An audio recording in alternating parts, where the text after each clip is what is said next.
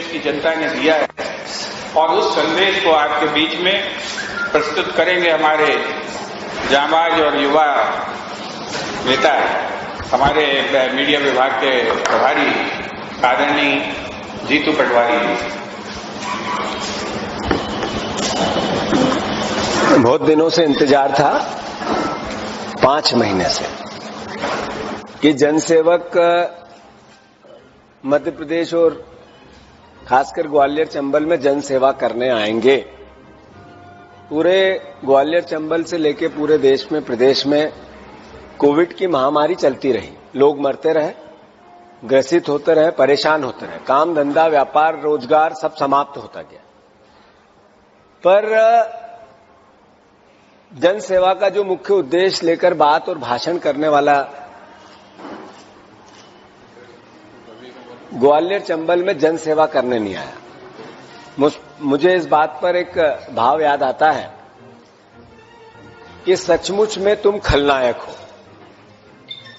नायक का सिर्फ मुंह खोटा है, अभिनय में महा छलावा है, अभियान बहुत ही छोटा है, उद्देश्य बहुत ही छोटा है। उद्देश्य क्या था सरकार गिराने का? उद्देश्य था किसानों के कर्ज माफी में डिले, किसानों के कर्ज माफी की देरी के कारण मैं सड़क पे आ जाऊं। उद्देश्य था किसानों का कर्ज जल्दी से माफ हो और किसानों को जल्दी से उनकी किस्त मिले। किसानों के कर्ज को पाप बताने वाले लोगों के साथ खड़े होकर सरकार गिराई। किसानों का कर्ज खाने वाला मुख्यमंत्री शिवराज सिंह चौहान, किसानों के सीने पे गोलियां मारने वाला मुख्यमंत्री शिवराज सिंह चौहान, किसानों को, बच्चों को, 5000 बच्चों को एक साथ मुकदमे लगाने वाला मुख्यमंत्री शिवराज सिंह चौहान, किसानों के बिजली के बिलों को लेकर 1,30,000 लोगों पर मुकदमा लगाने वाला मुख्यमंत्री शिवराज सिंह चौहान, उसके साथ बगल में बैठकर मौन हो गए। सड़क पे कब आओगे? कब ऋण माफी होगी किसान की? एक शब्द किसान के ऋण माफी का लेकर आपने आज तक नहीं बोला 5 महीने में, क्यों? सवाल है। उद्देश्य क्या था सरकार गिराने का? अतिथि विद्वान, अतिथि शिक्षक के साथ न्याय हो, नियमितीकरण। अतिथि शिक्षक 63 आत्महत्या कर चुके हैं इस 5 महीने में। मौन क्यों हो आप? क्यों सांप सूंघ गया आपको? और किसके साथ खड़े हो, बैठे हो? मुख्यमंत्री के बगल में आप ग्वालियर चंबल में गए हो, तो एक शब्द क्यों नहीं बोला जा रहा है कि 5 महीने से इन अतिथि शिक्षकों को क्यों तनख्वाह नहीं मिली? जब शासन ने निर्णय लिया कि प्राइवेट सेक्टर में जो कर्मचारी घर में आपके कोई काम करता है, घर में बाई, उसको भी तनख्वाह देनी पड़ेगी, संकट है, तो अतिथि विद्वान, अतिथि शिक्षक की तनख्वाह खा गए शिवराज, तो आप चुप क्यों हो?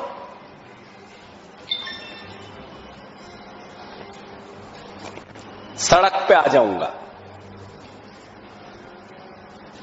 आज तक वो सड़क दिख नहीं रही है 5 महीने में कि कब आएंगे वो।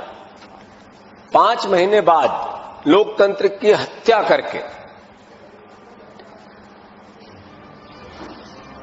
ग्वालियर चंबल आप आए हो, पीठ में छुरा घोंप के।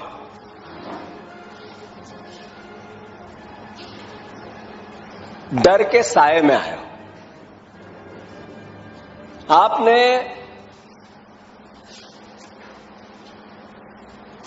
मुख्यमंत्री की सुरक्षा कवच के साए में आए हो,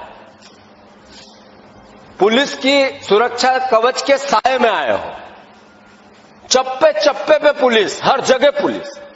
कोई लोग बाहर निकल के कोई काला झंडा ना बता दे।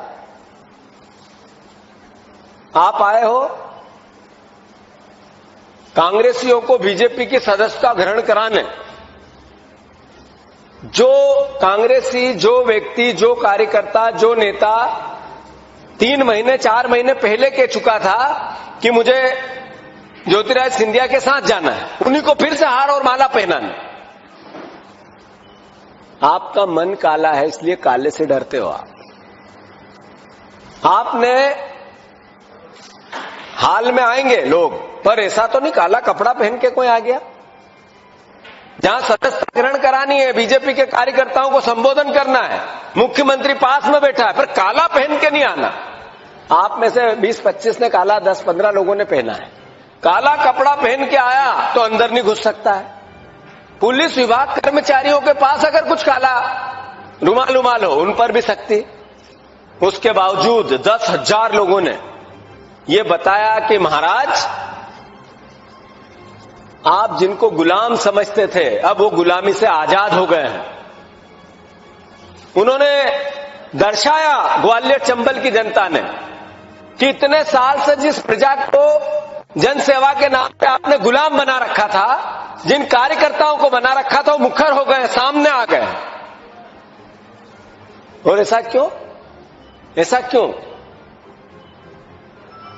जवाबदेही से डरे हुए हैं ज्योतिराज सिंधिया। जवाबदेही भय से डरे हुए हैं ज्योतिराज सिंधिया। मन में पाप है, मन काला है, लोकतंत्र की हत्या की है, बहाने कुछ और है। इसलिए काले से डरते हैं। काले कपड़े वालों को भगाते हैं, काले दिखाने वालों को इंदौर में गिरफ्तार किया, यहां गिरफ्तार कर रहा है। तो यह आभास जनता का बता दिया उसने कि यह व्यक्ति जिसने मध्य प्रदेश की लोकतंत्र की हत्या की है, इसके खिलाफ हैं हम। गद्दार शब्द से इनको नफरत है, घृणा करते हैं, बोलते हैं कि मुझे गद्दार कहते हैं। टीवी पे मैंने देखा, कौन कहता है गद्दार? इनको गद्दार कहते हैं प्रदेश की जनता। क्यों कहती है प्रदेश की जनता? इसलिए नहीं कि कांग्रेस की सरकार गिरा दी तो गद्दार हो गए। गद्दार इसलिए है कि किसानों का कर्ज खा गई है बीजेपी की सरकार, उसके साथ आपने गद्दारी की, किसानों के साथ, इसलिए आप गद्दार हो। आप गद्दार इसलिए नहीं हो कि कांग्रेस की सरकार आपने गिरा दी। आप इसलिए गद्दार हो कि युवाओं को बेरोजगारी के माया जाल में फंसा दिया आपने, इसलिए आप गद्दार हो। दलितों पर अत्याचार ग्वालियर चंबल से लेकर पूरे मध्य प्रदेश में जितने हो रहे हो, दलितों को, जिनको इस सरकार में जिसने आपने समर्थन दिया, शिवराज सिंह चौहान जिसके मुखिया हैं, इतने दलितों पर अत्याचार हो रहे हैं कि इसके लिए दलित आपको कहते हैं कि आप गद्दार हो।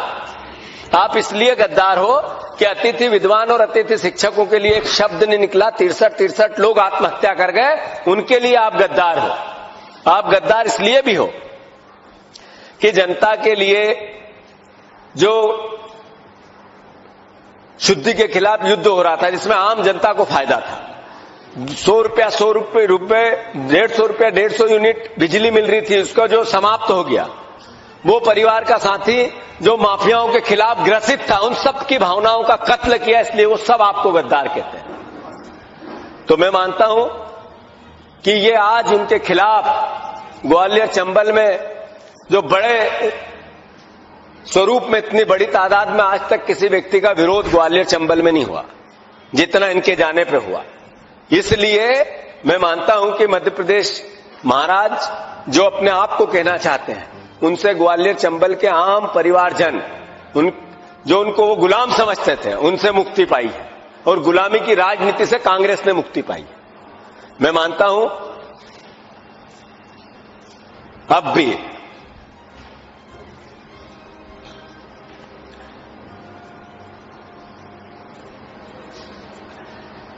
दुख का विषय है कि शिवराज सिंह चौहान और ज्योतिराज सिंधिया भगवान से बड़े हो गए। आज पूरे मध्य प्रदेश में गणेश पांडालों पर प्रतिबंध है कोविड के कारण, और इनका बड़े बड़े पांडाल लगाकर अपने आप को भगवान की मूर्ति से बड़ी मूर्ति बनाना चाहते हैं। भगवान गणेश का आज गणेश चतुर्थी का दिन है, कोविड की महामारी है।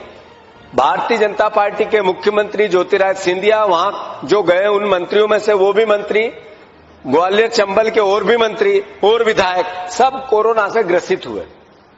जनता को कहते हैं आप नियमों को पालो, और खुद जिस तरीके से तांडव मचा रहे हैं, जिस तरीके से मुखोल उड़ा रहे हैं, जिस तरीके से इस कोरोना की महामारी में जनता की हत्या करवा रहे हैं, और फिर गणेश जी के पांडाल से बड़ा पांडाल बना के अपनी मूर्ति बनाने की कोशिश कर रहे हैं, इसका मतलब है कि